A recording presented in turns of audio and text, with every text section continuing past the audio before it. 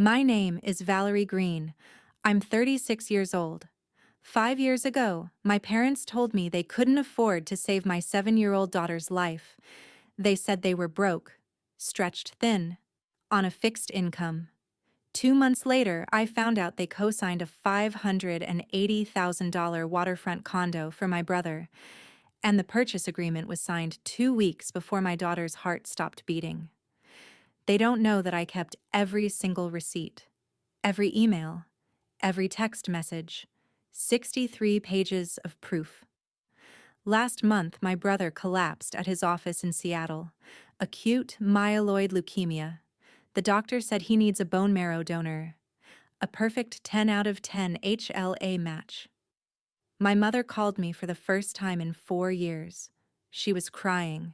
She said, "Valerie, you're his only chance." What happened next changed everything they thought they knew about me. This is that story. I need to take you back to understand how we got here. Back to when I still believed my parents loved both their children equally. I was born in 1990. My brother Ethan came first, 4 years earlier in 1986. We grew up in Haddonfield, New Jersey, one of those upper-middle-class suburbs where the houses all have two-car garages and the high school sends kids to Ivy League schools. My dad, Charlie, was an accountant at a mid-sized firm. My mom, Helen, worked as a manager at Wells Fargo. Comfortable, stable, the kind of childhood that looks perfect in Christmas cards. But if you looked at the numbers, and I eventually did, you'd see the pattern. Ethan's college fund when we were growing up? $34,000. Mine? $8,200. I found the statements years later when I was helping them move files to their new computer. I remember staring at those numbers, my stomach twisting. I'd asked my mom about it once, casually, trying not to sound hurt. She'd said, "Honey, Ethan's older. We had more time to save for him. Don't worry, we'll help you too." They did help, with loans. I graduated from Temple University in 2012 with $61,000 in student debt. Ethan graduated from Princeton in 2008, debt-free, with a corner office job at Morgan Stanley waiting for him. Christmas 1998 is burned into my memory. I was 8. Ethan was 12. He unwrapped a Nintendo 64, $199, brand new, with 4 games. I got a used bike from a garage sale. My parents had spray-painted it purple because they knew it was my favorite color. "We thought you'd like the exercise," Dad had said, smiling. I told myself it didn't matter. I told myself love wasn't about money. I was wrong. Family dinners became showcases for Ethan's achievements. Thanksgiving 2015, I'd just started working at a nonprofit helping homeless families find housing. I was making $41,000 a year. I was proud of the work. It mattered. My mom set down the turkey and smiled at Ethan. "Tell everyone about the deal, sweetie." Ethan, always comfortable being the center of attention, grinned. "Closed a $12 million acquisition last week. Biggest one in our division this quarter." Everyone applauded. My dad raised his wine glass. "That's my boy." Then my mom turned to me, almost as an afterthought. "Valerie, how's your job at the nonprofit going?" The way she said nonprofit, like it was a hobby, not a career. "It's good," I said. "We housed 3 families this month." "That's nice, honey." Ethan's bonus that year was $340,000. I know because he mentioned it. Not to brag exactly, just as a fact, the way you'd mention the weather. When I met James in 2013, my parents asked if he made good money. James was a civil engineer, making around $60,000 at the time. Stable, reliable. We fell in love fast. The kind of love that feels inevitable, like we'd been looking for each other our whole lives. When Ethan started dating Natalie, a corporate lawyer with a Hermes briefcase, my parents asked if she had good connections. You see the difference. James proposed in 2014. We'd been together a year. I was pregnant. It wasn't planned, but we were happy, excited, scared but ready. My parents were disappointed. My mom had forced a smile at my baby shower. Well, at least James has a steady job. Engineering, right? That's practical. My dad had written us a check for $500 as a baby gift. I found out later he'd given Ethan $15,000 for a down payment on his first car that same month. Lily Marie Green was born on April 3, 2014. 7 pounds, 2 ounces, born at Pennsylvania Hospital in Philadelphia. She had my eyes, bright green, curious, and James's smile. The kind of smile that made you smile back even when you were exhausted. My parents visited twice in her first year. Ethan sent a $50 Amazon gift card. I told myself it was fine. They were busy. Ethan was focused on his career. I was building my own family now. James and I had each other. We had Lily. That was enough. I told myself that for 7 years. And then Lily got sick. May 12th, 2021. That's the day everything started to fall apart. Lily fainted at school. Her second-grade teacher, Mrs. Patterson, called me at work. I was in the middle of a case review meeting trying to help a single mom navigate emergency housing options. My phone buzzed. I almost didn't pick up. We weren't supposed to take personal calls during reviews, but something made me look. Mrs. Carter, this is Ann Patterson, Lily's teacher. Lily fainted during recess. The nurse is with her now, but I think you should come get her. I was in my car in under 3 minutes. Lily was sitting in the nurse's office when I got there, pale but smiling when she saw me. Hi, Mommy, I'm okay, I just got dizzy. The nurse pulled me aside. Her heart rate was really elevated when I checked, 130 beats per minute. She says she's been tired lately. I'd recommend getting her checked out, just to be safe. We went to the ER that afternoon. They ran an EKG. The doctor, young, tired-looking, kind, came back with results that made my stomach drop. Mrs. Carter, Lily's heart rhythm is abnormal. I'm referring you to pediatric cardiology at CHOP. They'll want to do an echocardiogram. CHOP, Children's Hospital of Philadelphia. The best pediatric hospital on the East Coast. You don't get referred to CHOP for nothing. The appointment was May 18th. 6 days of barely sleeping. 6 days of watching Lily play with her dolls, laughing at cartoons, completely unaware that something inside her was broken. James took the day off work. We drove to 3401 Civic Center Boulevard together, holding hands in silence. Lily sat in the back seat, humming a song from Frozen. Room 7B, Pediatric Cardiology, Dr. Rachel Weinstein.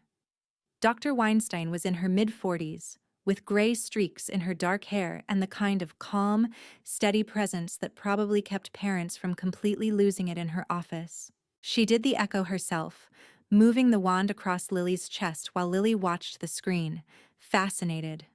Is that my heart? Lily asked. It is, Dr. Weinstein said gently. Pretty cool, right? When it was done, she asked Lily if she wanted to go to the waiting room and pick out a sticker. A nurse took her hand. Then Dr. Weinstein sat down across from us. Mr. and Mrs. Carter, Lily has dilated cardiomyopathy. Her heart muscle is enlarged and isn't pumping efficiently. Her ejection fraction, that's the percentage of blood her heart pushes out with each beat, is 28%. Normal is 50 to 70. I heard the words. I didn't understand them. What does that mean? It means her heart is failing. James made a sound. Not quite a gasp. More like the air being punched out of his lungs. Dr. Weinstein continued, her voice steady, professional, compassionate. This is likely genetic. Familial dilated cardiomyopathy runs in families. It's progressive. Without intervention, Lily's heart will continue to weaken. What kind of intervention? I managed. She needs a heart transplant. The room tilted. A transplant? I repeated. Yes. The national transplant list has an average wait time of 18 months, but Lily's condition is severe enough that we can get her priority status, which significantly improves her chances of receiving a heart in time. To do that, we need to get her formally listed, and that requires a deposit. A deposit, James said. His voice sounded far away. Dr. Weinstein slid a paper across her desk. I stared at it. Transplant list. Deposit. $195,000 insurance coverage. Estimated. $31,000. Patient responsibility. $164,000. My vision tunneled. $164,000. I know this is overwhelming, Dr. Weinstein said quietly. The total cost of the transplant surgery and first-year follow-up is approximately $1.2 million. But insurance will cover most of that once she's listed. This deposit gets her on the list. Without it, she didn't finish. She didn't have to. Without the transplant? I whispered. What happens? Dr. Weinstein met my eyes. 6 months to a year. Maybe less. I'm so sorry. And with it? Her 5-year survival rate is 83%. 83%. Not a guarantee, but a chance. A real chance. We need to move quickly, Dr. Weinstein said. I recommend getting her listed within the next 8 weeks. Sooner, if possible. 8 weeks to raise $164,000. I looked at James. He was staring at the paper like it was written in a foreign language. We drove home in silence. Lily fell asleep in the back seat. That night, after we put her to bed, James and I sat at our kitchen table and went through our finances. Savings, $12,000. James's 401k. He could withdraw up to $50,000, but with penalties and taxes, we'd net maybe $42,000. My 401k, $18,000. Total equity in our house, we were renters. Credit cards, maxed from medical bills from Lily's birth. We made a GoFundMe. James wrote the description. I couldn't. I kept starting and then deleting everything because it all sounded like begging. Our daughter Lily, age 7, needs a heart transplant to survive. Please help us save her life. We shared it everywhere. Facebook, Instagram, Twitter, our church, James's work, my work, every parent at Lily's school. 3 weeks later, we'd raised $31,240 from 1,847 people. Strangers and friends and co-workers and people we'd never met sending $10, $20, $50, messages that said, praying for Lily and stay strong and God bless. I cried reading every single one. But we were still $114,000 short. James looked at me across the table on June 3rd. It was 2 a.m. We'd been awake for hours, calling banks, researching medical loans, trying to find a way. I called 15 banks, he said. His voice was hoarse. Medical debt isn't collateral. They all said no. I stared at the number on the paper. $114,000. Val, James said quietly, we need your parents. I hadn't asked my parents for money in 15 years. Not since college, when they'd made it clear that asking for help was a sign of poor planning. But this was Lily. I picked up the phone. My hands were shaking. I called my mom first. June 8th, 2021, 7:14 p.m. The call lasted 11 minutes. I know because I checked the log afterward, over and over, trying to understand how it had gone so wrong so fast. Mom? Valerie. Hi, honey. How are you? Not great. I need to talk to you about something important. Is Dad there? He's watching the news. What's going on? I told her. Everything. The diagnosis, the ejection fraction, the transplant, the deposit. The GoFundMe. The $114,000 we still needed. There was a long pause. "Oh, honey," she said finally. Her voice had that careful, sympathetic tone people use when they're about to say no. "That's devastating. I'm so sorry. Have you tried a GoFundMe? I've seen those work wonders." "We did," I said. "We raised $31,000. We're still short." "What about insurance?" "They'll cover the surgery once she's listed. But we need the deposit to get her listed." Another pause. "Let me talk to your father," she said. "We'll call you back." They called back 4 days later, June 12th, 7:03 p.m. Dad did all the talking. Mom was silent in the background. "Valerie, your mother explained the situation. We're heartbroken for you. Truly. But we need to be honest about our financial position." I gripped the phone. "Okay. We retired early in 2019. We're living on a fixed income now. Social Security, our pensions, and our retirement accounts. Most of our money is in index funds. The market took a hit during COVID. If we liquidate now, we'd lose close to 40% of our principal. We can't destroy our retirement savings." "Dad, Lily is 7 years old." "I understand that, but we have to think long term. We're 68 and 66. What if we get sick? What if we need long-term care? We can't just drain our accounts." My throat tightened. "How much do you have in savings?" A pause. "That's not really relevant." "How much?" "Valerie, we're not having this conversation. I need $114,000 to save my daughter's life." "We don't have liquidity," he said firmly. "Everything we have is tied up." "I'm sorry." "What about the house? You could take out a home equity line." "We can't risk foreclosure." "You could sell." "The market's down. We'd lose money." Every door I tried, he closed. "Dad, please, I'm begging you." "I'm sorry, Valerie. We wish we could help.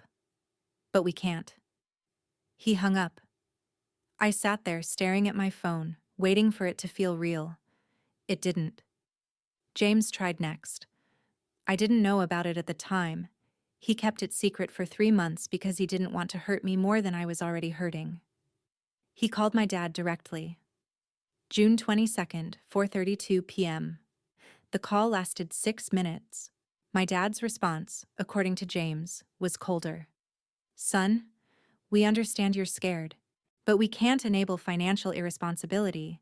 You two need to explore other options. What about Lily's biological father?" James had gone quiet. "Oh, wait," my dad had said. "You're not him, are you?" James told me about that call 3 months after Lily died.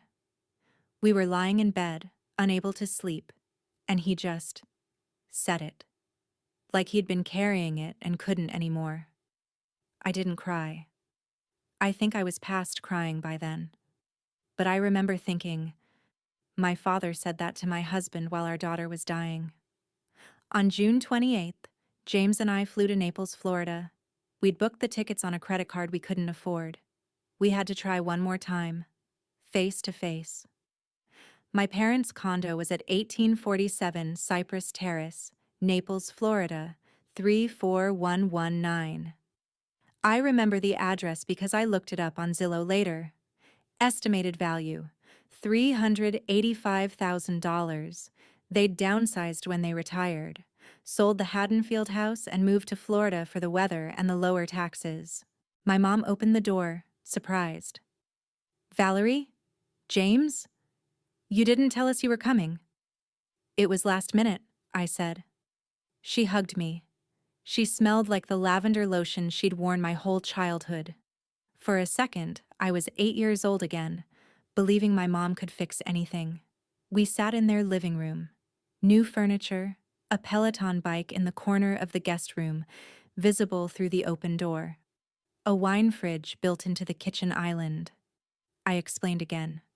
The deadline, the deposit, the time running out. My mom cried. Real tears. She held my hand. If we had it, we'd give it. she said. You know that. But we're old, Valerie. What if we get sick? What if we need long-term care?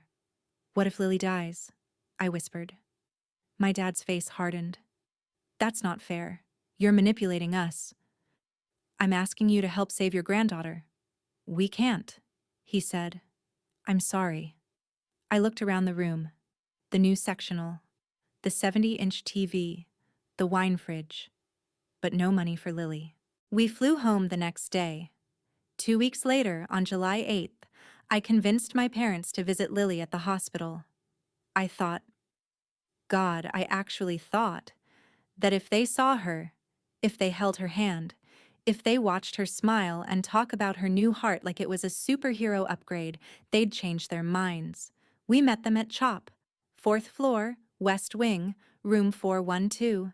Lily was so happy to see them. Grandma! Grandpa! She held out her arms. My mom hugged her, careful of the IV lines. Hi, sweetheart. How are you feeling? I'm okay. The doctors say I'm gonna get a new heart, like a superhero upgrade. My mom smiled through tears. That's right, baby. You're so strong. My dad sat on the edge of her bed. You're a fighter, Lily Bear. They stayed for 2.5 hours. They read her a book. They watched her favorite show with her. They laughed at her jokes. And then, in the parking lot, I asked again. Dad, please. He shook his head. Valerie, we've been over this. They got in their rental car and drove away. The deadline was 7 days away. July 15th, 2021. I called Dr. Weinstein. We didn't make it, I said. My voice sounded flat, empty. We don't have the money. There was a pause on the other end of the line. Valerie, I'm so sorry. What happens now? We'll continue supportive care. We'll manage her symptoms. Keep her comfortable. Comfortable. Not alive. Comfortable. She's 7 years old. I know, Dr. Weinstein said gently. I'm so sorry. That night, Lily asked me when she'd get her new heart. I lied. I told her soon. August was brutal.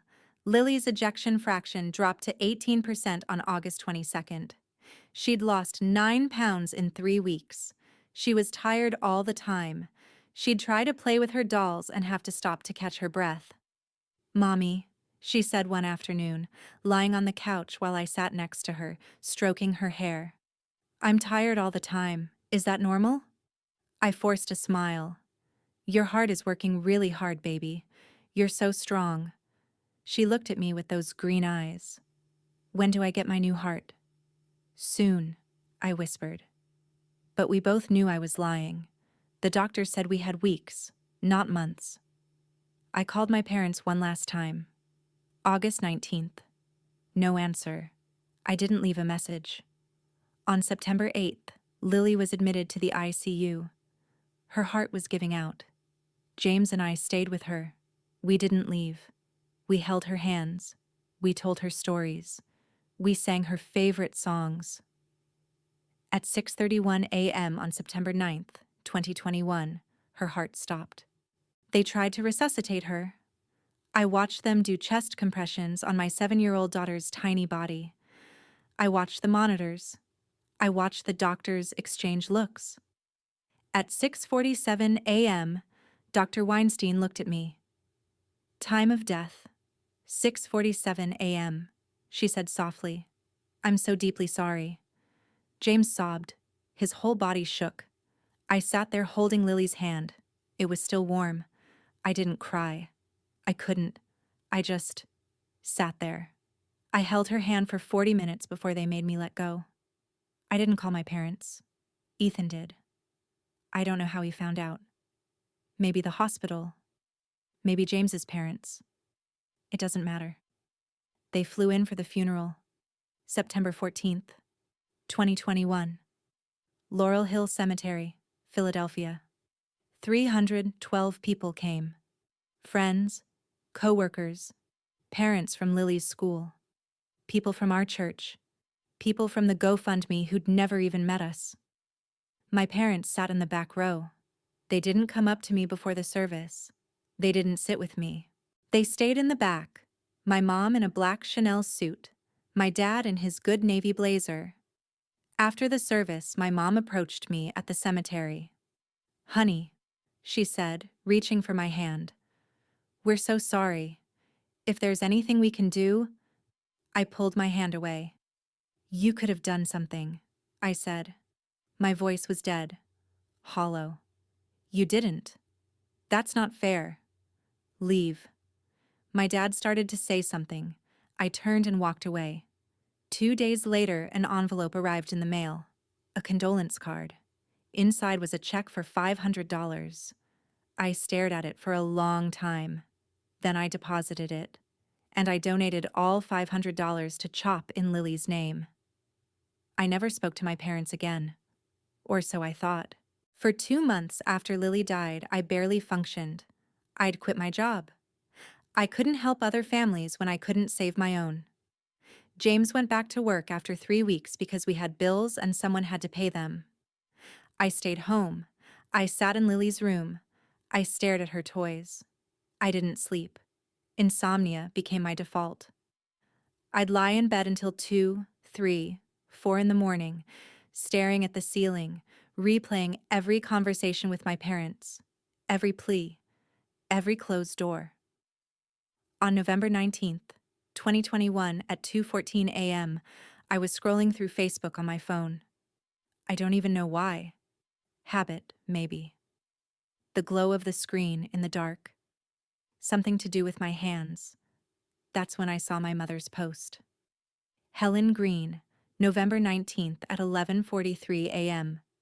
Beautiful weekend visiting Ethan's stunning new waterfront home. So proud of our successful son. #blessed, #Seattle life, #proud mom. There were photos. 6 of them. Ethan and Natalie on a balcony overlooking water.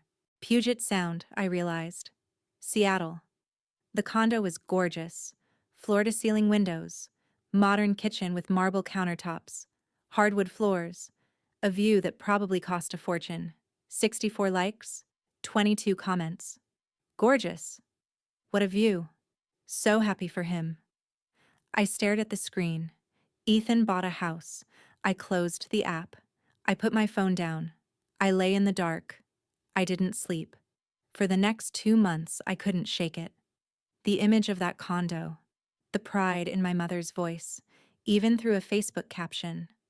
On January 14th, 2022, at 3:28 a.m., I opened my laptop.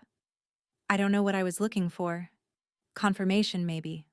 Or just something to do with the rage that was eating me alive. I Googled Seattle waterfront condos. I scrolled through listings. Alki Beach, West Seattle. I recognized the view from my mom's photos. And then I found it. The Alki. Luxury waterfront condominiums.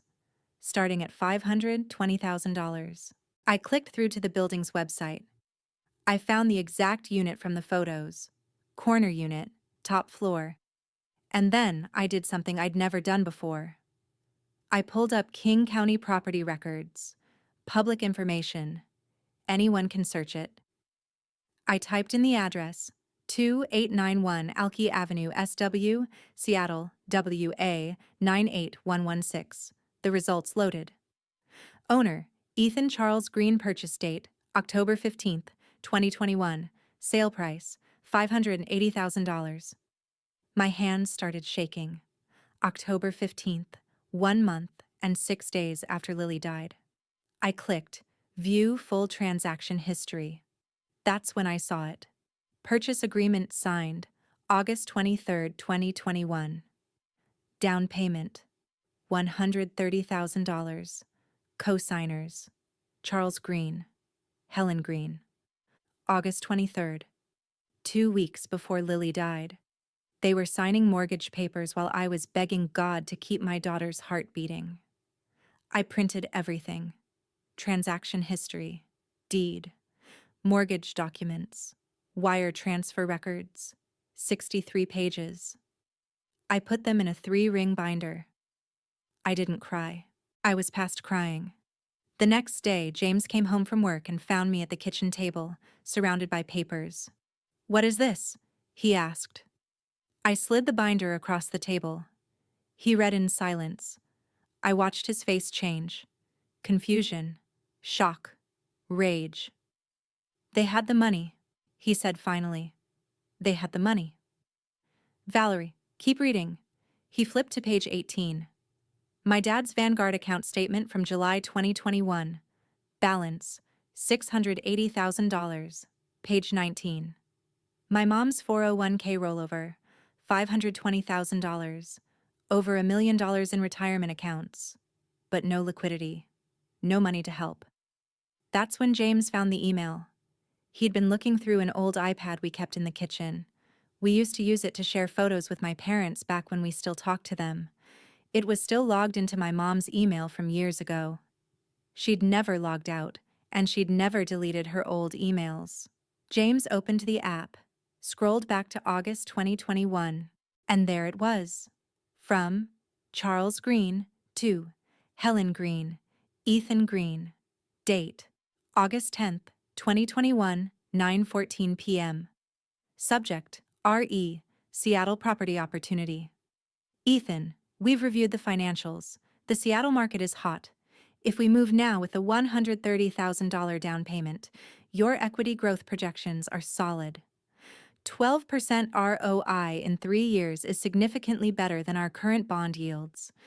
Helen and I have discussed Valerie's situation at length. We want to help, of course, but we have to be realistic. The transplant is a gamble. Even with the surgery, pediatric dilated cardiomyopathy has a 5-year survival rate around 70 to 80%, according to what I've read online. We'd be liquidating a significant portion of our retirement funds for a maybe. Your condo is a sure thing. It's a tangible asset. Family wealth stays in the family. Let's move forward and close this deal. Dad James showed me the iPad. I read the email 3 times. Family wealth stays in the family. I wasn't family. Lily wasn't family. We were maybe. A gamble. A bad investment. Ethan's condo was a sure thing. I made a spreadsheet. I needed to see it all laid out. July 15th, 2021. Transplant deposit deadline missed. We were $114,000 short. August 10th, 2021. Dad's email approving Ethan's condo purchase. August 23rd, 2021. Purchase agreement signed. Down payment, $130,000. August 25th, 2021.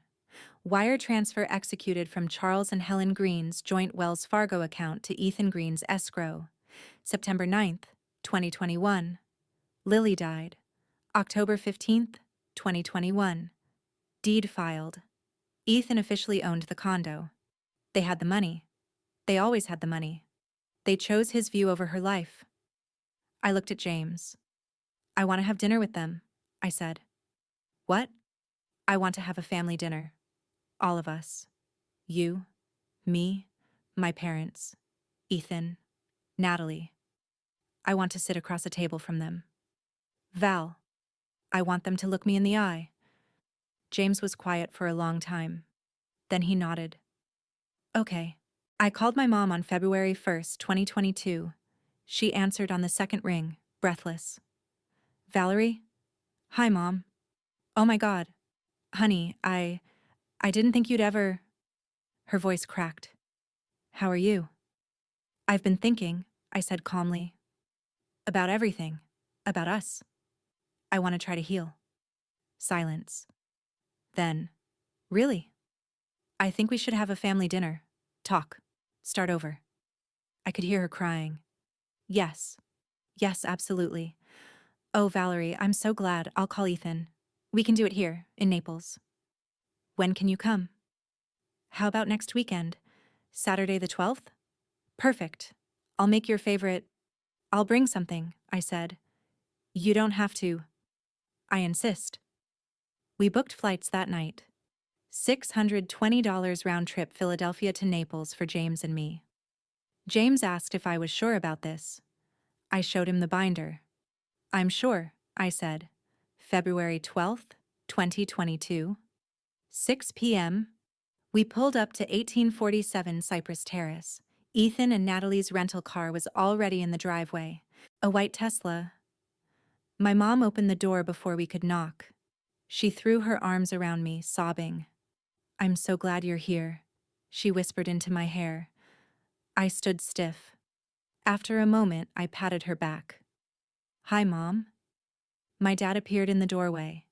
He looked older, thinner, grayer. Valerie, he said. He held out his hand. I shook it. Ethan and Natalie were in the living room. Ethan stood when we walked in. He looked uncomfortable. Hey, sis, he said. Long time? Yeah, I said. Long time. Natalie smiled politely. It's good to see you, Valerie. We sat down for dinner. The table was set for 6. My mom had made glazed salmon, roasted vegetables, mashed potatoes. There was a $38 bottle of Chardonnay on the table. I know because I checked the grocery store receipt later, just to see. The first 15 minutes were small talk. My dad asked James about work. James answered in short sentences. My mom asked if we were eating enough. I said we were fine. Natalie talked about Seattle, about her firm's new case with Boeing. It's a big opportunity, she said. Very exciting. My mom beamed. And Ethan just made VP, youngest in his division. Congratulations, I said flatly. My dad turned to me. How's work, Valerie? You were at, what was it? The family services place? I quit, I said. After Lily died. I couldn't help other families when I couldn't save my own. The table went silent. The only sound was forks scraping plates. 8 seconds. I counted. My mom cleared her throat. Well, the weather's been lovely here. Much warmer than Philly, I'm sure. Ethan's place is just breathtaking, my mom continued, desperate to fill the silence. We visited in November, right on the water. I took a sip of wine. I saw the photos, on Facebook. Oh, you did? My mom smiled. Isn't it gorgeous? It is, I said. When did you buy it, Ethan? Ethan looked up. Last fall. We closed in October, I think. October 15th, I said. He blinked. Yeah, sounds right. And when did you make the offer? August maybe? Why? I reached into my bag and pulled out the binder. I placed it on the table. Everyone stopped eating. I opened it to the first page. This, I said calmly, is Lily's death certificate. September 9th, 2021. Cause of death. Cardiac arrest secondary to dilated cardiomyopathy. Signed by Dr. Rachel Weinstein. My mom's face went white. I flipped to page 2. This is the King County property record for Ethan's condo. 2891 Alki Avenue, Southwest Seattle. Purchase price, $580,000. Down payment, $130,000. Co-signers, Charles and Helen Green. My dad's jaw tightened. Page 5, I continued, my voice never rising. Wire transfer confirmation, August 25th, 2021, $130,000. From your joint Wells Fargo account to Ethan's escrow. Natalie stared at her plate. Page 12. I slid the paper across the table. Email, from Dad to Ethan, August 10th. Subject, Seattle property opportunity. I read it out loud. Every word. When I got to family wealth stays in the family, my voice finally cracked. But I kept going. Page 18. Your Vanguard statement, Dad. July 2021. Balance, $680,000. Page 19. Mom's 401k rollover. $520,000. You had over $1 million. My dad stood up. Valerie, this is out of context. You told me you had no liquidity. We didn't. You wired $130,000 to Ethan 6 weeks after you told me you were broke. My mom was crying. We were trying to help the family long term. Lily was family. My voice rose for the first time. She was 7 years old. Ethan spoke then, quietly, carefully. Val, I didn't know the full details of Lily's situation. Mom and Dad made a financial decision. The condo was an investment. Real estate appreciates. Medical expenses they're a black hole. You can't guarantee outcomes. I looked at him. Say that again. He hesitated. I just mean, statistically, Lily's odds weren't great. Even with the transplant. Her odds were 83%. That's still a gamble, he said.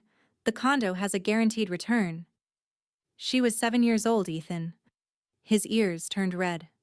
Natalie touched his arm. Ethan, stop. But my dad was standing now, his face flushed. You want the truth, Valerie? Fine. Here's the truth. We made a choice. Lily had a 68% chance at best. That's a coin flip. We're old. We have to protect our future. Ethan's investment had guaranteed returns. We chose the smart financial decision. I stared at him. Smart financial decision, I repeated. Yes. And you know what? His voice was loud now. Angry. Defensive. Even if we had given you the money, Lily probably would have died anyway. Kids with DCM don't make it. We would have thrown away $100,000 on a... He stopped. But it was too late. On a what? I whispered. He didn't answer. Say it. Valerie. Say it. We would have wasted $100,000 on a corpse. My mom gasped. Natalie dropped her fork. James stood up so fast his chair fell over. Ethan went white. I stood up slowly. I looked at my father. You're right, Dad, I said. My voice was calm now, cold. Lily's dead. And you killed her. Not the disease. You. You had the money. You chose a view over her heartbeat. You chose granite countertops over her breath. You chose your son over your granddaughter. I picked up my bag. So here's what happens now. You will never contact me again. You will not call. You will not text. You will not email. You will not show up at my house. If I see you in a grocery store, I will turn around. If you come to my funeral, I will haunt you. My mom sobbed. You are not my parents. You are investors who cut a bad asset. And Ethan? He looked up, his face stricken. Enjoy the view. Every sunrise on Puget Sound? That's Lily. Every time you walk on that balcony, you're stepping on her grave. You bought it with her life. I looked at James. We're leaving. I left the binder on the table. You keep it, I said. Frame it. We walked out. Behind us, my mom was sobbing. My dad was yelling something. I didn't hear what. The door closed. 4 years of silence began. The first week was a flood. My mom called 47 times in 3 days. I didn't answer. I blocked her number. My dad sent emails. Subject lines I saw in my preview pane before I deleted them, unread. Please read this. I'm sorry. Let me explain. Valerie, please. I marked them as spam. Ethan texted, we need to talk. I blocked him. On February 21st, I changed my phone number. I didn't tell them. The letters started in March, handwritten. My mom's looping cursive on cream-colored stationery. I recognized the handwriting on the first envelope. I wrote, return to sender, and put it back in the mail. The second one came a week later. Same thing. By May, I'd returned 11 letters. The 11th arrived on April 3rd. Lily's birthday. She would have been 8. I didn't return that one. I burned it in the kitchen sink. James found me standing there, watching the paper curl and blacken, and he didn't say anything. He just put his arm around me. I started therapy in late February. Dr. Monica Shaw. Tuesdays at 4 p.m. $120 a session. Insurance covered 85. Dr. Shaw had kind eyes and gray hair she wore in a bun. She didn't push. She just listened. In our third session, she asked, "Are you grieving your daughter or your family?" "Both," I said. "You're allowed to grieve both losses." "I only lost one," I said. "The other was never mine." She was quiet for a moment. "Do you think you'll ever forgive them?" "No." "You don't have to," she said. I felt lighter after that session. I went back to work in June, not the same nonprofit. I couldn't go back there. Too many memories of the person I'd been before. I got a job at the Philadelphia Coalition for Child Advocacy. $61,000 a year, helping kids in the foster system. Kids who'd been failed by the people who were supposed to protect them. I understood them. In April 2023, Ethan tried to reach me through LinkedIn. I saw the message in my requests folder. I didn't open it. I just hovered over the preview. "Val, I know you won't read this, but I have to try. I didn't know how bad things were with Lily. I was focused on my career. I'm sorry. I want to make it right." Ethan. I deleted it. Make it right. There was no right. There was only gone. I built a new life. One where blood didn't mean anything, where family was the people who showed up, not the people who shared your DNA. James and I had date nights again. We laughed again. It took time, but we found our way back to each other. We planted a tree in our backyard for Lily, a cherry blossom. It bloomed every April. I thought I was done with them. I thought I'd never have to make another choice about my family. And then the phone rang. December 3rd, 2026. 4 years, 9 months, and 24 days after I walked out of that dinner in Naples. Ethan collapsed in a conference room at Morgan Stanley's Seattle office at 2:14 p.m. I didn't know that yet. I was at work, writing a report for a case review. A 14-year-old girl who'd been in 6 foster homes in 2 years. I was trying to find her a placement that would stick. My phone rang. Unknown number. I almost didn't answer, but something made me pick up. "Hello?" Heavy breathing. Then, "Valerie? Valerie, please don't hang up." My mom's voice. I froze. "It's Mom. I know you don't want to talk to me. I know. But it's Ethan. He's dying. He has cancer. Leukemia. He collapsed at work. They rushed him to the hospital. The doctors said he needs bone marrow. They said you're the only chance. Please, Valerie, I'm begging you. He's your brother." My hand tightened on the phone. "How did you get this number?" "That doesn't matter. Please." "I don't have a brother." I hung up. I sat at my desk, staring at the wall. James came home that night and found me in the same position I'd been in that morning, sitting, staring. "What's wrong?" he asked. I told him about the call. "What are you going to do?" "Nothing." He didn't say anything, but I could tell he didn't believe me. 2 days later, my phone rang again. Different number. "Ms. Green? This is Sarah Brennan. I'm a patient advocate at Swedish Medical Center in Seattle. I'm calling about your brother, Ethan Green." Professional? Calm. No judgment in her voice. I didn't hang up. "Ethan was admitted 5 days ago with acute myeloid leukemia. It's an aggressive subtype. He's begun chemotherapy, but his prognosis without a bone marrow transplant is very poor. We've tested all available family members. His wife, your parents. None are compatible matches. And you want me to get tested?" "Yes. Siblings have about a 25% chance of being a compatible match. You're his only sibling. Would you be willing to undergo HLA typing? It's a simple blood test. There's no obligation beyond that." I closed my eyes. "If I say no?" A pause.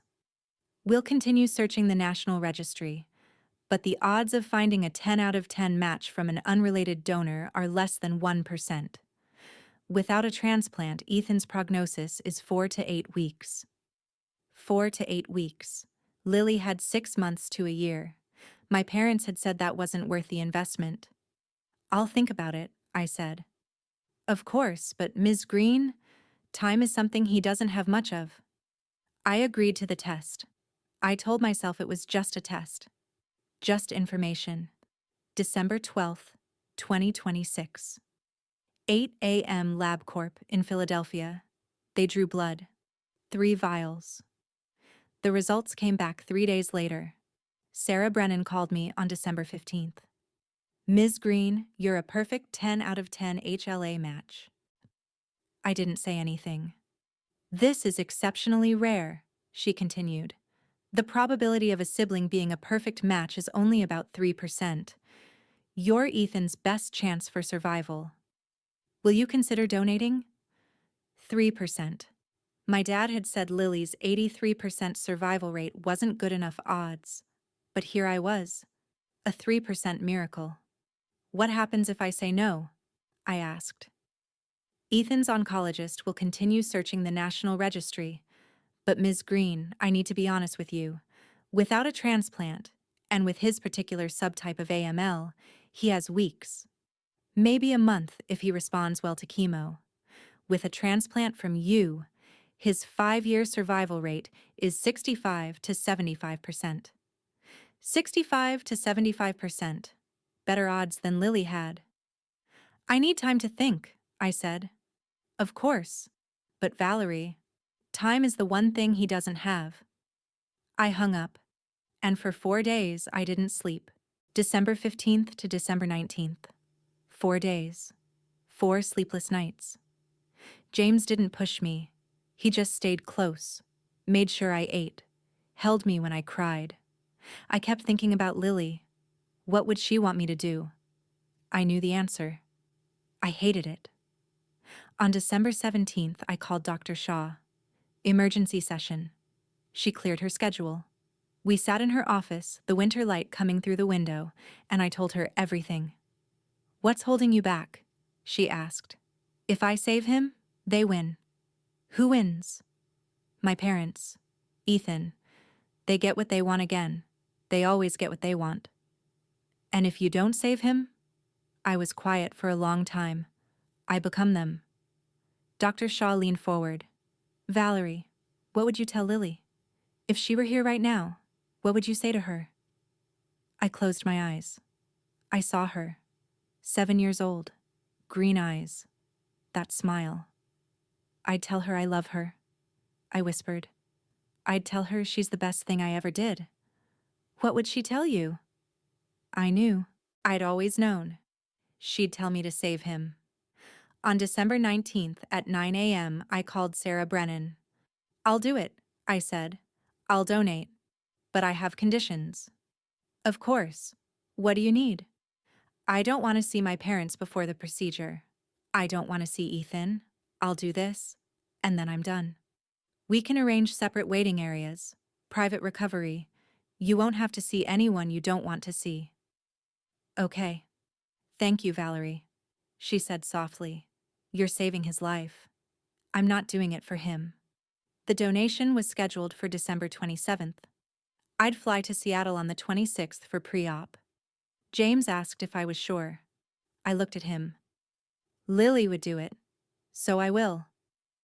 If you've made it this far in my story, thank you. I know it's heavy. But before I tell you what happened next, I need to ask you something. What would you do? If the people who betrayed you needed you to save them, would you? Leave a comment. I read everyone. December 26th, 2026. James and I flew to Seattle. Sarah had arranged everything. A private pre-op room. A separate waiting area away from my family. I saw my mom once, briefly, in the hallway outside the surgical wing. She saw me. Her face crumpled. Valerie. Security stepped between us. Sarah had briefed them. Ma'am, you need to return to the family waiting area, the guard said firmly. Valerie, please. Thank you so much. I looked past her and kept walking. Pre-op was in Swedish Medical Center, second floor west wing, room 214. The nurse explained the procedure. Bone marrow aspiration from my pelvic bone, general anesthesia, 4 hours, give or take, 2 days of inpatient observation. You're very brave, she said. I'm not brave, I said.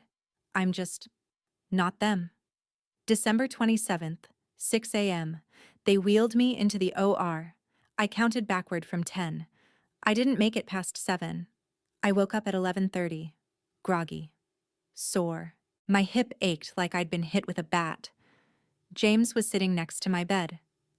Hey, he said softly. Did it work? They got what they needed. 1,180 milliliters. Ethan's transplant is tomorrow morning.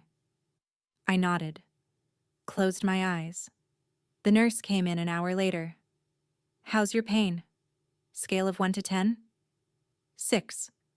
She adjusted my IV. You did great, Valerie. Ethan's lucky to have you. Don't tell my family what room I'm in, I said. Already taken care of. But that evening, there was a knock on my door. I knew who it was before I opened it. Ethan stood there, thin, pale, bald from chemo. He looked about 20 years older than the last time I'd seen him. Val, he said quietly, I know you don't want to see me. I needed to say something before tomorrow. Please.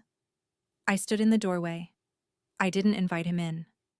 I don't deserve this, he said. I know that. You could have let me die. I would have understood. I didn't do it for you. I know, but I need you to know. I'm sorry. For all of it. For not standing up for you. For the condo. For Lily. I'm sorry. I looked at him for a long moment. Okay. He blinked. That's it? Just okay? What do you want me to say, Ethan? That I forgive you? I don't. But I'm not going to let you die. Not because you're my brother. Because I'm not them. Now go back to your room. You have a transplant tomorrow. He nodded, turned to leave. Ethan. He looked back. Lily would have wanted me to save you. That's why I did it. Remember that? He left. James asked if I was okay. I don't know, I said. For the first time, that feels honest. 3 weeks later, I was back home in Philadelphia when Sarah called. Valerie, I wanted to update you. Ethan's engraftment is strong. His blast cell count is down to 2%. The transplant worked. He's going to make it. Good. He asked if he could have your contact information. To thank you. No. Understood. But Valerie, what you did was extraordinary. I hope you know that. I did what Lily would have done, that's all. I hung up. I sat on the couch, stared at the wall. I felt lighter. Not happy, not healed, but lighter. 6 months later, in June 2027, a letter arrived. Not to my house. To Sarah Brennan, who forwarded it with my permission. The envelope was thick. I almost didn't open it, but I did. Valerie, we don't expect forgiveness. We don't deserve it. We made a choice that destroyed our family. Your father hasn't been the same since that dinner. Neither have I. We're in therapy, together, and individually. We're trying to understand how we became people who could do what we did. Last month, we sold the Naples condo. We donated the full proceeds, $385,000, to CHOP's cardiac transplant fund in Lily's name. It won't bring her back. It won't fix what we did. But we wanted you to know we were wrong. We are profoundly, devastatingly wrong. If you ever want to talk, we're here. If you don't, we understand. We love you. We're so sorry. Mom and Dad attached was a donation receipt from the Children's Hospital of Philadelphia Foundation, $385,000, the Lily Marie Green Cardiac Transplant Fund. I called Dr. Shaw. They donated the house money to CHOP, I said. How does that make you feel? I don't know, That's okay. Should I respond? What do you want? I don't know that either. Then wait until you do. I waited a year. February 2028. 6 years after the confrontation dinner. I called my mom. She answered on the first ring. Valerie? Hi, Mom. Silence. Then crying. I want to try something, I said carefully. Just coffee or breakfast. At my house. You and Dad. Just to talk. Yes, she said immediately. Yes. When? Saturday the 10th, 10 a.m.? We'll be there. February 10th, 2028. My mom and dad stood on my porch. They looked old, smaller than I remembered. I opened the door. Come in. My mom hugged me. I stood stiff for a moment, then patted her back. We sat at my kitchen table. James had made coffee, scrambled eggs, toast, fruit, 4 plates, 4 chairs. We ate in awkward silence at first. Then, slowly, we talked. Not about Lily. Not yet. About small things. The weather. Work. James's new project. My mom's book club. Lily's photo was on the mantel. Everyone saw it. No one said anything. When they were leaving, my mom turned at the door. Can we do this again sometime? I thought about it. Maybe, I said. I'll let you know. My dad's voice was hoarse. That's more than we deserve.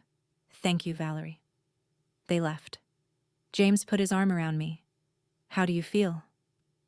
I watched them drive away. It's a start, I said. And then I cried.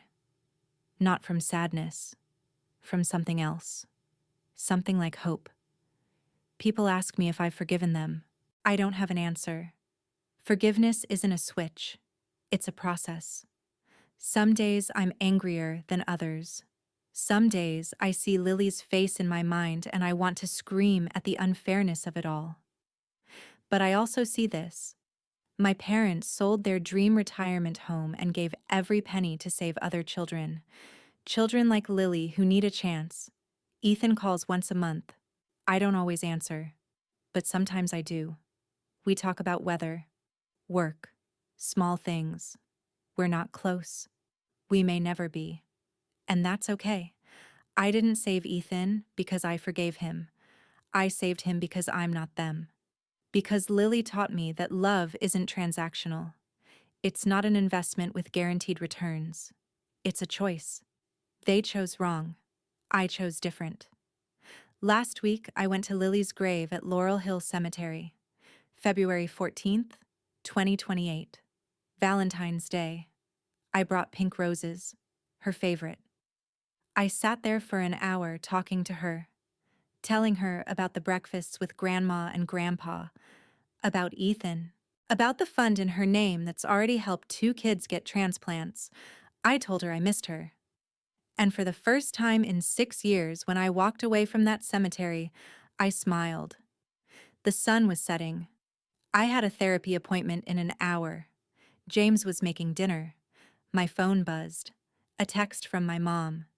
Thank you for yesterday. Love you. I didn't reply right away, but I didn't delete it either. Progress.